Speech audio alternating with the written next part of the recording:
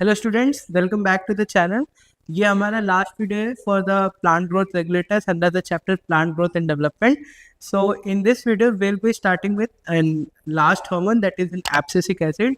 और ये छोटा सा कॉन्सेप्ट वीडियो है। इसके पहले जो था ethylene, auxin, cytokinin, gibberellin, these are more important than abscisic acid, but for the sake of completion हम लास्ट वीडियो कर रहे हैं that is abscisic acid. See abscisic acid क्या है? This is a plant growth inhibitor. और हमने पिछले video में ही देखा था what is the role of inhibitor. It promotes dormancy and abscission so that in unfavourable conditions growth promote ना हो। So let's go back to थोड़ा सा history about abscisic acid. During the mid 1960, there were reports that there are some kind of substances जिसको हम अलग अलग नाम दे रहे थे, that is inhibitor B, abscissin 2, dormin, जो जिनका तीनों का सेम ही फंक्शन था, same function, that is abscission, जो कि बाद में letter it was revealed that all these three are chemically identical, जिसको हमने एक नया नाम दिया that is known as abscisic acid. Acids which promote abscission, these are known as abscisic acids. So ABA हम इसको शॉर्ट में लिखते हैं abscisic acid को। ABAs are carotenoid derivatives. See, these are all potential MCQ questions. ABAs are carotenoid derivatives. They regulate abscission and dormancy. इसकी वजह से इनका नाम पड़ा है abscisic acid. ABAs act as inhibitors of plant growth and development as well as metabolism. So हमने पहले देख लिया plant growth inhibitors are inhibitors which inhibit the plant growth and development during unfavorable conditions. So इसके लिए ABA is in potential plant growth inhibitor. ठीक है, next अब functions देखते हैं। Inhibit seed germination.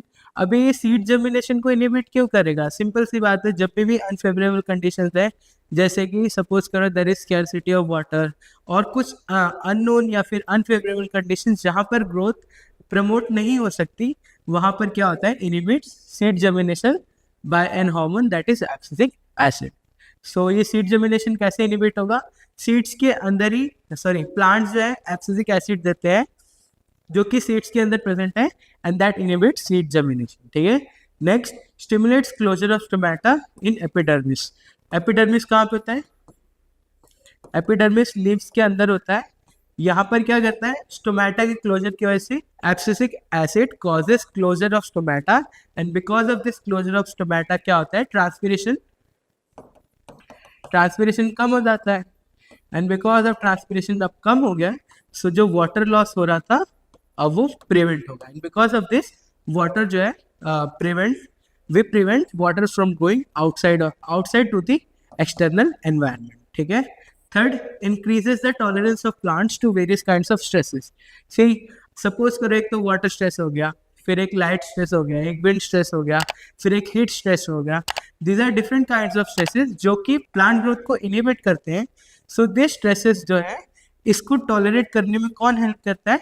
That is nothing but abscisic acid. And because of this role हम क्या करते हैं?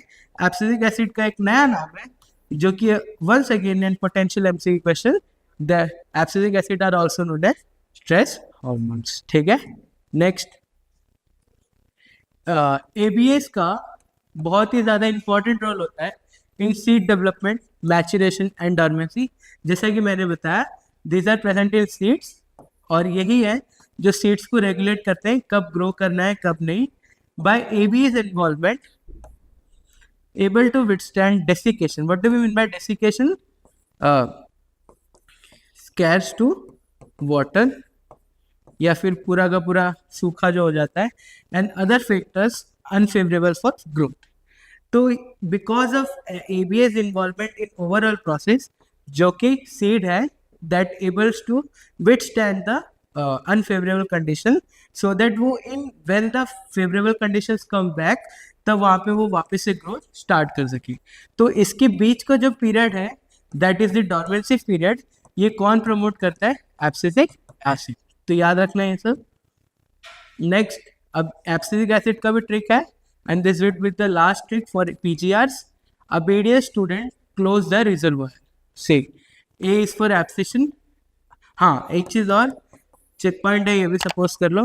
एब्सिशन जो है, this is promoted by abscisic acid but it is inhibited by gibberellic acid.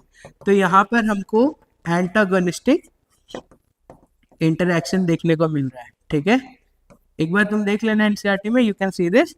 BDS stands for increase in bud and seed dormancy, जो कि abscisic acid करता ही है. S is for stomata and C is for closure.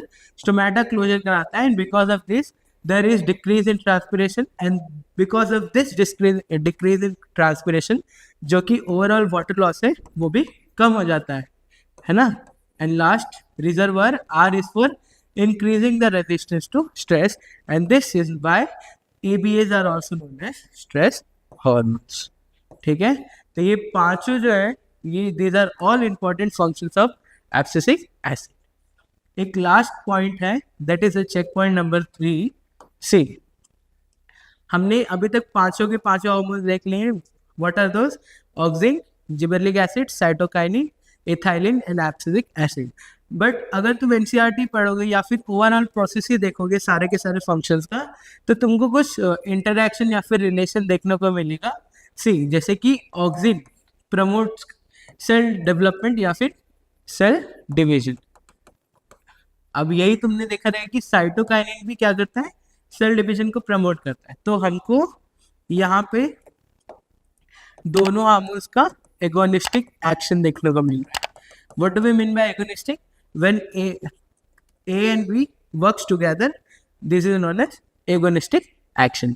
तो in case of cell division auxin and cytokinin दोनों ही एक साथ काम करते हैं, बट साइटोकाइनिन प्राइमरली एक्ट करता है. साइटोकाइनिन का जो प्राइमरी फंक्शन है that is cell division much more than auxin. ये हो गया पहला. नेक्स्ट ABA क्या करता है? Increases seed and bud dormancy, है कि नहीं? बट हमने अभी देखा है इथाइलिन क्या करता है, इट ब्रेक्स या फिर decreases seed and bud dormancy. तो यहाँ पर हमको कौन सा एक्शन देखने को मिला है? That is antagonistic action. ठीक है. थर्ड, ऑक्सिन क्या करता है? Auxin promotes apical dominance but CKs that is cytokinins inhibit या फिर डिलेज एपिकल डोमिनेंस. तो यहाँ पर वंस अगेन हमको क्या देखने को मिला है? Antagonistic action. ठीक है. And lastly ABA, they increases the senescence या फिर promotes abscission, but gibberellic acid they inhibit abscission. तो हमको यहाँ पर वापस से क्या देखने को मिला है? Antagonistic action. तो अभी तक हमने in all this 4 cases only one we have seen, that is an agonistic action. बाकी के तीनों क्या है? एंटागोनिस्ट है. और ये भी एक MCQ के क्वेश्चंस बन सकते हैं. तो with this we have completed all the 5 plant growth regulators और with the tricks and the functions. तो तुम्हारा काम है go through all the videos और इनको रिवाइज करो बाय द बुक NCERT और बार बार रिवाइज करो. And with this you will be thorough with all the functions examples of PGRs. And with this, thank you for watching and all the best.